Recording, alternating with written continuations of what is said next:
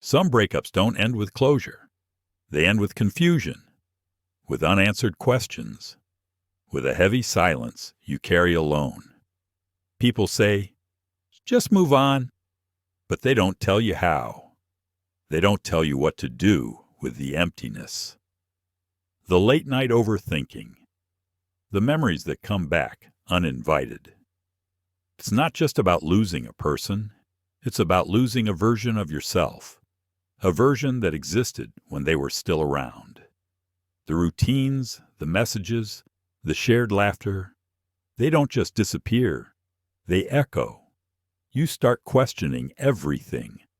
Was it my fault? Did I expect too much? Did I love too deeply?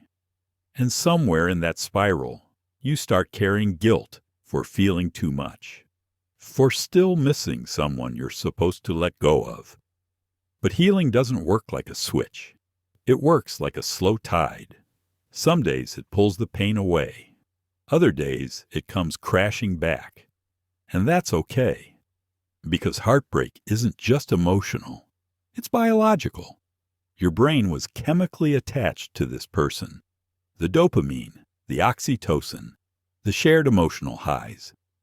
They created a bond your body now craves. That's why it hurts. That's why withdrawal feels so real. You're not weak. You're not dramatic. You're just human. But here's the truth. Moving on doesn't always start with forgetting them. It starts with finding yourself again, piece by piece, in small moments, in quiet decisions, in tiny acts of self-respect. You don't need to erase the memories. You just need to stop living inside them. You don't need to hate them to heal. You just need to love yourself enough to let go. That's the shift. You stop asking, why did they leave? And start asking, what do I need now? You stop waiting for them to come back and start showing up for yourself. Start with the basics: sleep, movement, good food. They don't seem like much, but they slowly remind your body that you're safe again. Then rebuild your mind. Read again. Write again.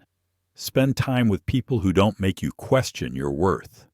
And most importantly, forgive yourself for the things you didn't know, for the love you gave, for the mistakes you made while you were just trying your best. And if the mistake was yours, don't hate yourself. Don't carry shame like a punishment. Instead, learn from it. Grow from it. Let it make you wiser, not colder. And if the mistake was theirs, don't hold on to hate. Don't carry that bitterness in your heart. Forgive. Not for them, but so you don't have to carry that weight anymore. Closure doesn't always come in conversations. Sometimes it comes in understanding that not everyone is meant to stay. Some people are chapters, not the whole story. But you are the story. You are not defined by who left. You are shaped by how you rise. Grief isn't loud. Sometimes it just sits quietly in your chest, whispering what ifs. But slowly, you stop living in the memories. You start living in the moment. You stop mourning the old chapter and start writing the new one. Because your healing isn't in their return. It's in your return. Back to yourself. Back to your peace. Back to a life that doesn't revolve around anyone else. And one day, without even noticing, you'll wake up, and they won't be the first thought anymore. Not because they didn't matter, but because you started mattering more. You didn't just survive. You grew. You became softer, wiser, stronger. You didn't lose a love story. You found your strength story.